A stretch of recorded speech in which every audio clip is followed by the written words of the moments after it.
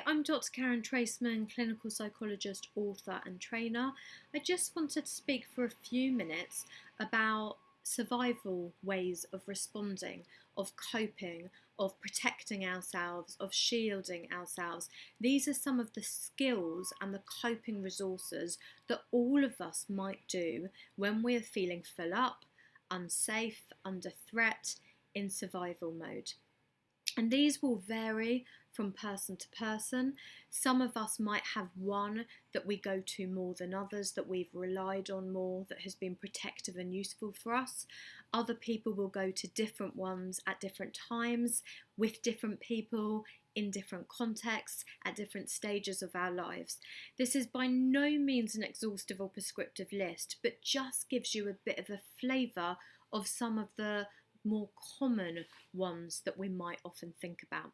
Now, I know a lot of people talk about fight, flight, freeze and feign, and those are some very common survival and coping resources that we go to. So I'm going to expand on some of those and add some other ones and explain them a little bit more. And there is a worksheet called Feeling Unsafe, Putting Up Defences, which can help you to think about this a little bit more with some questions to support you around that. So I guess thinking about fight. Fight, in my mind, I often talk about going into shark attack mode, attacking.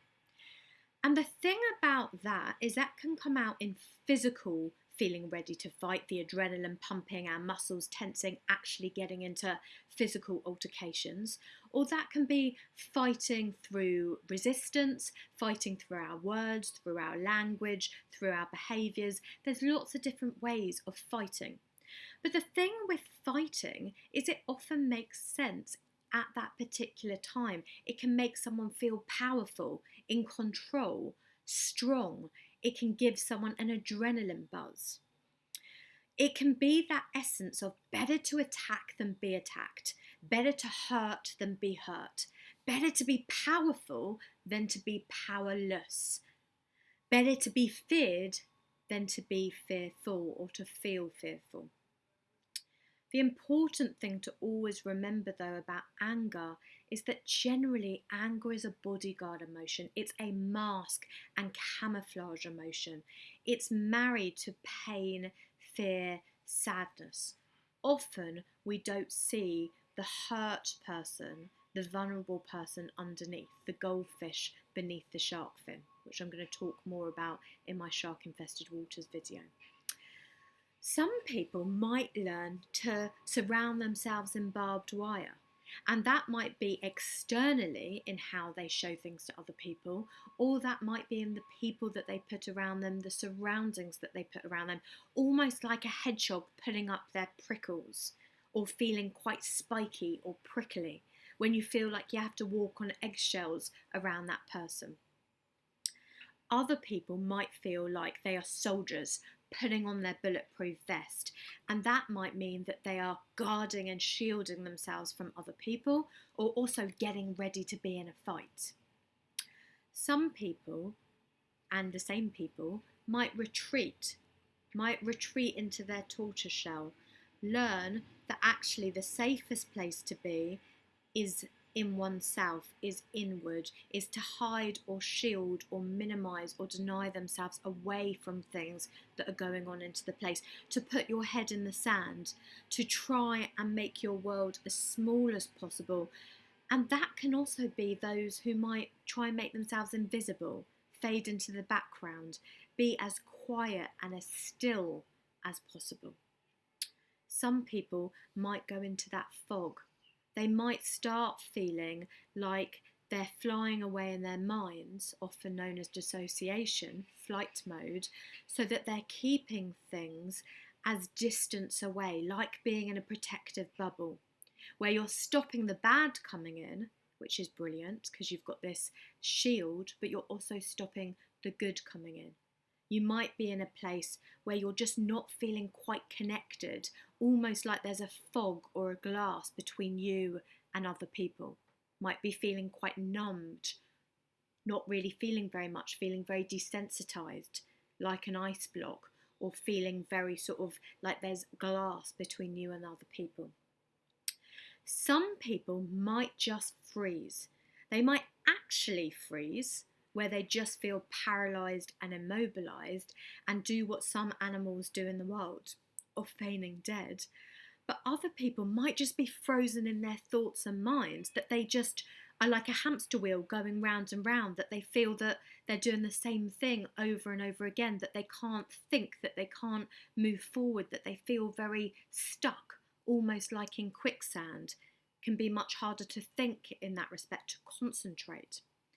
Other people will go busy, busy, busy, busy, be really, really productive, be going at 1,000,000 miles per hour. We often talk about whizzing round like a dart, that it's far easier to stay on the move because for many people they've learnt that staying still feels scary, feels overwhelming. For some people they've had to be a moving dart, that actually keeping busy means that we timetable feeling or emotion out. Some people paint on a smile like a clown. They often say that mania can be the mirror image to depression, that people can learn that actually we have to put this false self, we have to try and smile because it's just too painful to connect with some of those difficult feelings. Other people will go into flight mode. They will physically run away. They will leave a situation. They will leave a job. They will leave a relationship. They will leave a country. They'll be in flee mode. And I often say racing away like a speeding car. Other people will vote with their feet. And if you can't physically move, which many people can't, that's when you might fly and disconnect with your mind. Some people might go into very rigid ways of thinking, very inflexible ways of thinking, because when we're feeling full up, many of us either go to chaos and we spill and we leak out, or we go to rigidity, needing structure, needing procedures, needing to intellectualize things, needing to have a very clear, rigid routine, thinking in very inflexible black and white terms, having that sense of where everything needs to be a particular way, because that can help people respond to those horrible feelings of uncertainty or of messiness.